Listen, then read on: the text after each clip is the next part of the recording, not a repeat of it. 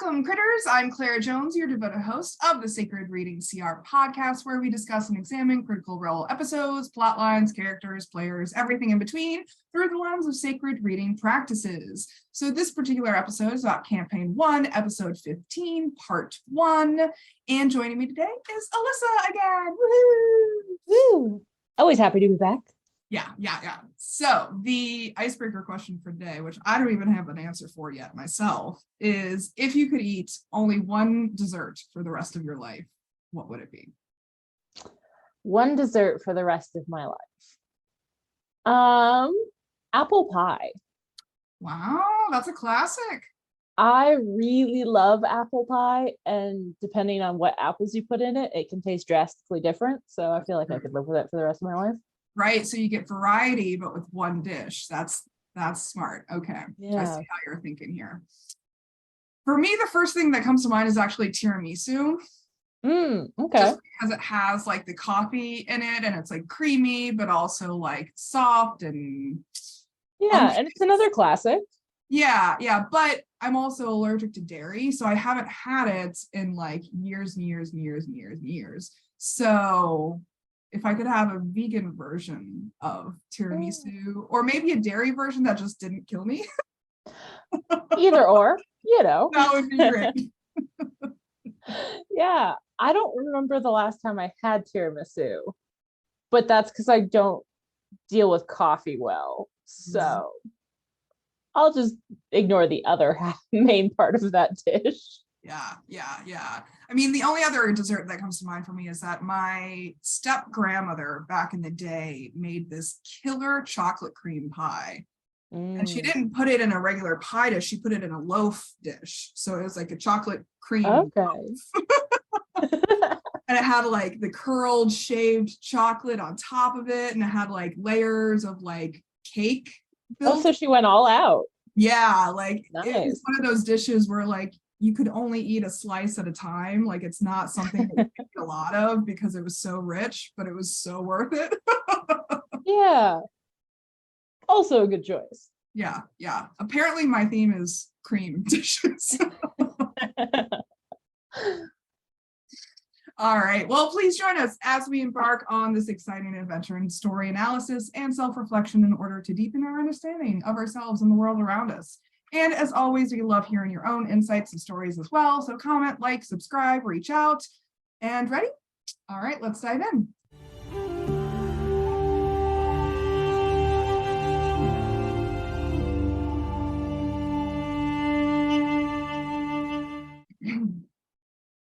So Vox Machina, they have just returned to Amon after defeating the Beholder Kavard in the Underdark underneath Craghammer and stealing the horn of Orcus he was wielding. They have made plans with the Taldori Council to transport the horn to Vasselheim to be interred at the Grand Chantry of the Platinum Dragon for safekeeping. While they wait for the necessary preparations, they have stocked up on magical supplies and items at Gilmore's Glorious Goods and are now divvying up their spoils, which takes up most of the half of the episode, arguing over who gets what. They finish up by Scanlan and Tiberius arguing for a bit about an Ioun stone and circlet trade that Scanlan says he needs to think about, and then they finally move on. Percy deciding to do some tinkering while Scanlan, Keyleth, and Tiberius revisit Gilmore because apparently one visit wasn't enough. Scanlan asks if he could make him a scrying potion while Keyleth looks for a potion making for dummies book. Gilmore agrees to make Scanlan the potion in exchange for a ruby, and Tiberius asks for a ring of water walking as well as to up-level the enchantment on an existing ring of protection, but it ends up being way too expensive, so he passes on it. Keyleth buys 2 books on herbalism and extracting materials from creatures, while Vex finds a blacksmith to upgrade Trinket's armor with some of the bullet creature hide they procured and killed in the Underdark. Percy makes a grappling hook arrow and 3 exploding arrows for Vex, while Vax goes to the Sarenrae Temple with Pike to fix his foot after it got melted by some lava. It is finally whole again. She also spends some time repairing her relationship with her goddess after straying a bit on her moral path while they were in the Underdark. Percy is so successful with the arrows that Vex says, "Come here, you beautiful bastard," and kisses him, to which Taliesin says, I'm getting to kiss everyone in this game. I've already made my way through siblings. Grog goes to a nearby tavern to ask for news of any other Goliaths wandering through the area, but rolls a 4 and fails miserably. So Scanlan jumps on the table and threatens everyone, rolling a 28. A halfling says no, they haven't seen any other Goliaths, but a human does approach them to say that there have been some bands of raiding Goliaths up north, just south of Craghammer. As some time passes, Grog also gets to roll for a beard with his new item, a belt of dwarven kind, but does not successfully grow one just yet. Scanlan picks up his potion from Gilmore, Vex gathers the armor for Trinket, and Vex asks if Scanlan bought the potion to spy on Pike when she's naked, which he vehemently denies. And finally, at the end of their 2-day wait in Amman, they receive word that the Council of Taldore is now ready to head to Vasselheim, so they head to the palace, and Tiberius stops by Alora's tower to speak with her on their way after much encouragement from the rest of the group. He asks her to help him finish up an enchantment on another message earring, which she agrees to. He gets all flustered, makes her a flower, and the group teases him a bit. They arrive at the palace and meet with the Platinum Dragon envoys and council. They introduce themselves and are told that the skyship is waiting for them. Hema joins them in full plate armor, and Tiberius uses his mage hand to place the Horn of Orcus in the special container provided by the Platinum Dragon envoys. Scanlan pulls Vex aside to confirm that they trust these people, and she says yes, they do. And then they head toward the skyship port. They are introduced to Captain Damon and his crew, and Pike fangirls a bit and tells the captain that she has some ship experience from her time at sea and that she has heard tales of his adventures. Keyleth climbs up on the edge of the platform way above the city, and Grog play shoves her to scare her a bit, much to her delight. So she asks him to hold on to her shirt so that she can hang out over the ledge, much to everyone's displeasure. Tiberius also uses image capture, a completely made up selfie spell, on his staff to take a picture of them all.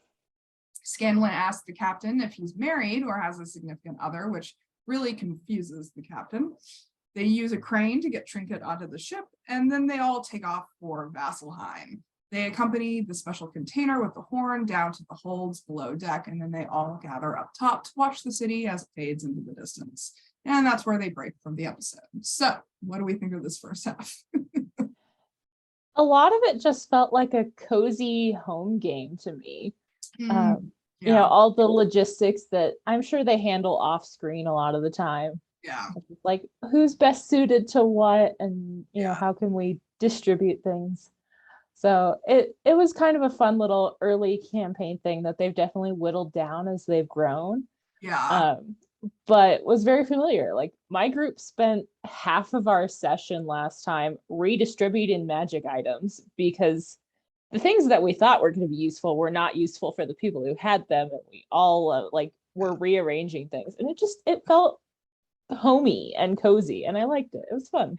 Yeah, I really like that you brought that up because I've gone through similar things with my sessions recently. Is I'm the DM, and so I know how the items should more or less be distributed for party balance, but my players are completely new to the game, so they have no idea how magic items work.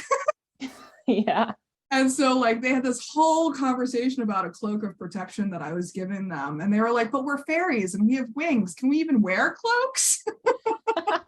That's a fun conversation to have though.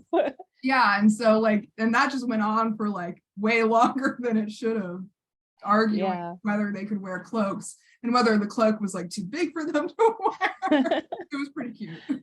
Yeah, we had a bunch of items that we had been given early in our campaign and then just didn't work with our play styles. You know, it was a new group, new DM, everybody's new to playing with each other when we first started, and we started realizing that it didn't unbalance the game to switch them, and we just never used them because they didn't fit with our play styles. Mm-hmm. So it was stuff like that where, you know, it's stuff that they still do. They still swap magic items, but it's not the discussion and the you know, logistics of it that happens on screen anymore. Yeah. So it was just a fun little moment that I really liked. That happened to take like an hour. I know, right? I was like, do I really need to write down notes on like who gets what magic item? Because they don't even really explain it that fully to the audience either. Right.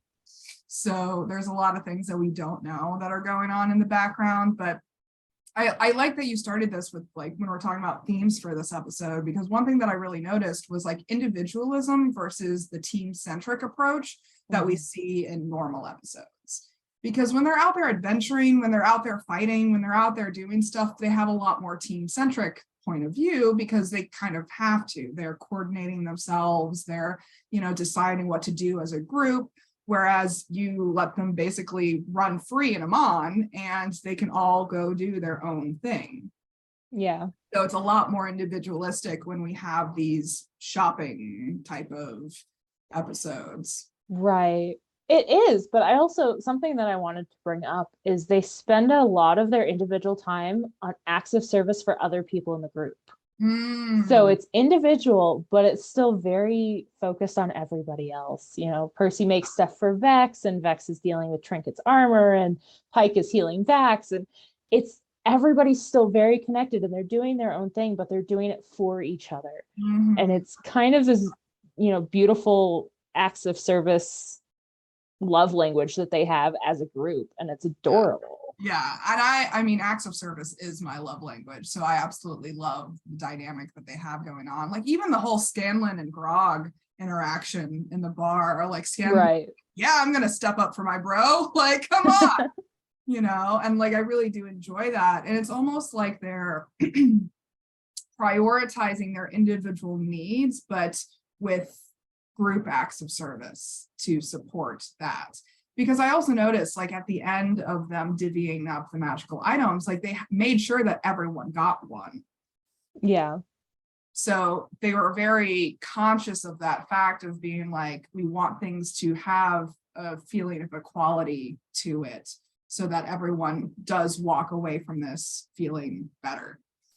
Yeah, and I think that's something that's very inherent to Vox Machina, even going forward. Like it defines that group. Is that level of equality within the group. And interestingly enough, I think it kind of ties back to a lot of their backstories, especially with like Vex and Vax, who were treated as second-class citizens, or, Grog, who was kicked out of his entire family. There's a lot of them that haven't been able to feel like equals in their pasts, and they make a point to make sure that their chosen family is never going to treat them that way. Yeah. And I mean, they're truly the underdogs. Yeah. And it's kind of beautiful. And the more that we see it, it's in little acts all throughout. And it's stuff like this where it just adds up to a whole mindset. Yeah. I mean, there's a lot of like herding cats going on as well in this episode. Yes. Like there's a lot of confusion, there's a lot of talking over each other, and there's a lot of time jumping. Yeah. Write out the notes and being like, all right, so-and-so did such and such, because they like jump around so much of being like, all right, well, I want to do this, I want to do this, I want to do this. And then like, that's also a dynamic that they iron out as the campaign progresses too. That one I'm grateful they got handled, because it's a lot when they don't let someone finish before they start something new, and it's all overlap. It makes it a struggle to keep up with, and so that one I'm glad they kind of ironed out and got rid of. Yeah, and there's a lot of this like now what energy going on. Like they've just finished this big arc, or at the end of this big arc, and they don't really have a direction moving forward now. Like they know they're supposed to go to Vasselheim, they know they're supposed to deliver the horn, and like there's some members in the group that are a little more worried about that process than other members of the group. So there is a little bit of tension there, but there's no underlying motivating drive that unites them at the moment. Yeah, and I think part of that is just the way they go into this episode is Matt essentially saying, what do you want to do for 2 days? Yeah. And I think they're still new enough that they don't know the answer. And so on top of not really having a unifying quest right now, they also just don't know what to do with themselves. I mean, it's hella relatable. Yeah. I mean, I know that feeling so well. I have a 3-day weekend this weekend, and I don't know, I'm not going to get anything done because I have no plans of what to do with it. Yeah. Yeah. It's hella relatable. And I think that that's something that makes them endearing to the audience in these early days of Vox Machina. Like, why do we as an audience form such strong attachments to these characters? And it's because of their continuing relatability over the years. It's like, it's not just like we are the heroes saving the world, going on adventures, but there's imperfections woven in, there's flaws woven in, there's what the fuck are we doing right now woven in. Yeah. Well, and some of that sticks through to the later campaigns, you know, because some of that's just inherent to D&D. Yeah. But they really let us see it early on in ways that they don't anymore. And that's fine. You know, they've become huge and professional about it, and that's great. And I love that we have a high quality show, but there's something so charming about these early episodes because they are so vulnerable about what D&D looks like on a day-to-day basis at a normal table. Yeah. Like for me, someone who is very structured and organized and likes to have a linear plan for things, these kinds of episodes do trigger me. Because I'm like, all right, everyone's talking over everyone. No one knows what they're doing. Like, you aren't actually listening to each other either. And it just grates on my nerves because it just feels like it could be a lot more efficient than it currently is. But that spurs self-reflection for myself. And so like when I was thinking of personal experiences that relate to this, it like reminds me of group events that I've been in before where it's not efficient. Efficiency is not the point. People are just talking and having fun, and there are conversations that are going over each other, you know, and like they get interrupted, things change, someone arrives, you know, and you kind of just have to go with the flow. And that's something that I've had to learn over the years to be okay with. Yeah. I'm usually the one going with the flow, so it's a totally different experience to me. You know, I tend to be very flexible in how my plans go, as long as there is some sort of base plan. But yeah, after that, however it goes, that's how it goes. And there's, you know, pros and cons to that. You know, nobody has a direction, all of a sudden nothing gets done, which feels familiar from this episode, because you spin your wheels enough times and it just, you don't go anywhere. And they did a fair bit of that this time. And it reminds me of like, you know, I had a birthday party. I don't remember, it was like 6, 7, something in that range. And we were at this event space, and I decided that in order to like cap off the event as it was ending, that we as the kids would perform a synchronized dance move for our parents. Oh, how'd that go? Awesome. And so I'm like, all right, everyone get in the line, everyone hold hands, we're gonna move. I mean, it's like herding cats, you know? Yeah, only worse because they have opinions. Yeah, and like that's what this episode reminds me of. Yeah. I mean, there's no one in the group that really takes that approach though. And I think that that also indicates the, I don't know whether I want to call it harmony or alignment or just like-minded approaches that they all have as a group, which makes it more cohesive for them. Mm-hmm. Yeah. I like that in none of their groups can they ever figure out who is the leader. Like nobody ever knows. And like in this half, both Scanlan and Tiberius try to lay claim to it, and nobody argues, but also nobody agrees. Yeah. Yeah. And it, that continues throughout their campaigns, but especially with Vox Machina, there's not one single leader. There's not even one single voice or face of the party. Yeah. You've got a bunch of characters that are willing and ready to talk, and a bunch of characters who are willing and ready to stand in the background. And who those characters are depends entirely on the situation. Yeah. There's no leader, and it's just one big group that has a goal in common. It works out for them, which is good.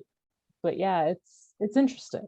I mean, it really makes you think of like what forms groups in the first place. Like what draws a group of people together. Yeah. And I think the answer varies for each group, but is there an underlying commonality? Is it shared values? Is it shared experiences? Is it shared goals? Sometimes it's a combination of all of them. Sometimes it's one rather than the other. But for Vox Machina, I wonder if it's like we were talking about, their backstories of being the underdog, being the people who are pushed out of a certain society for a certain reason. Yeah. I think that could have a lot to do with it, is they approach things similarly because of that commonality. So they're, I think that might play a big part in why they never have a leader, is because they don't need one. They have something in common that drives them, and it's drastically different for all of them, and they all have different end goals, but they can all understand where those goals are coming from. In ways that, if like you transplanted some of the other characters that they play into this group, it wouldn't work because they don't have that commonality. They don't have that experience that drives the rest of Vox Machina. Yeah. I just imagine dropping Jester into Vox Machina. I mean, that's who I was thinking of. I mean, that would be hilarious. Oh yeah, Jester into Vox Machina, or I think Vex would hate Jester. Oh, Vex would hate Jester, no question. Those two would not get along. Yeah, or even like Bo to some degree. Yeah. Would struggle with Vox Machina. Yeah, for sure. Well, are there any personal experiences that come to mind for you as we go through this? I mean, not totally. I see some relationship to my D&D game. I see some, fun bits of character development, but it doesn't bring up anything particularly personal and relatable, other than like the characters are relatable people, the gameplay is relatable, but nothing specific. Yeah, I mean, I think that's what we're talking around here, is just like this level of I see myself in them. Yeah. That we see with Vox Machina. Like I see that with Mighty Nine as well, to some extent. I don't know if I see it in Bell's Hells. That's fair. I would say that I see it most in Vox Machina. And I see it in specific characters in Mighty Nine, and in very specific instances with Bell's Hells. Yeah. And I would say in Bell's Hells, there's like maybe one character that would fit that bill for me. Whereas in Vox Machina, there's a little bit of everybody that I can see and relate to. It creates a very different dynamic with the show because of that. And we've talked about this on a few occasions, is like, I just love how much we can watch them evolve over time through this series, because that in itself, I think, is what I find most relatable to all of Critical Role. Yeah. Is seeing them try and fail and succeed and try and fail and succeed on a public platform. Right. I think is hella inspiring. And I like, that's not something I could ever talk myself into doing. Like, there is absolutely no way I would be able to put myself in the position that they have put themselves in. And it's incredible and inspiring. And I'm so glad it's not me. Yeah, right. Well, is there anything you're being called to do as a result? I think mostly enjoy the people that you're around, enjoy your games, enjoy your tables, and try to make the most of your group. You know, everybody comes together and plays this game or plays whatever game you choose to play for a reason, and finding a way to make it the best it can be for everybody that plays together. Yeah, I absolutely love that. I mean, it's a great reminder to not always have a goal. Yeah. Because one of the phrases that I've learned recently that kind of changed my perspective on a lot of things is constant self-improvement is actually self-harm at the end of the day, because you're constantly comparing yourself against what you think you should be and what you think that you shouldn't be, essentially. I've never thought about it that way, but I actually really like that. Yeah. And I was like, oh, it's really let me relax into the state of like not doing so much. Yeah. When there's like this constant pressure to be self-improving and to always be growing and learning and improving, and that sometimes I just like where I'm at. Yeah. And I'm learning to lean into that. Like, I haven't always been able to lean into it, but I'm starting to get into this period of my life where I'm like, yeah, I'm okay with not continually pushing myself forward. Like, whatever that looks like is like, I don't need to grunt and grind and hustle and push, become Sisyphus, just endlessly rolling this boulder up a hill for no reason. Yeah, I think that's totally fair. And, a lot of that is, I've been dealing with a lot of that at work lately, of just, what professional development are you doing and how are you becoming a better leader? I'm like, I don't want to be a better leader. I have no desire to go into management right now. I just want to work and be done with my day. And the Sisyphus metaphor is very accurate right now. Just feels like I'm spinning my wheels to not get very far for something I don't actually care about. Like, Sisyphus, how much does he actually care about getting that rock to the top except for accomplishing a thing? Like, it feels like a very apt metaphor. Yeah. And I think that this episode is just a great reminder that you can still create fun, you can still create joy, you can still create entertainment by just being. Yeah. And sometimes it's just having people around, and that's all that matters. Oh, that's such a beautiful sentiment. Oh, I'm so glad we got to that point. Well, is there anything we want to add to that before we wrap up? I think I've hit a peak. I'm gonna go. Like, okay, that is a peak that we've hit.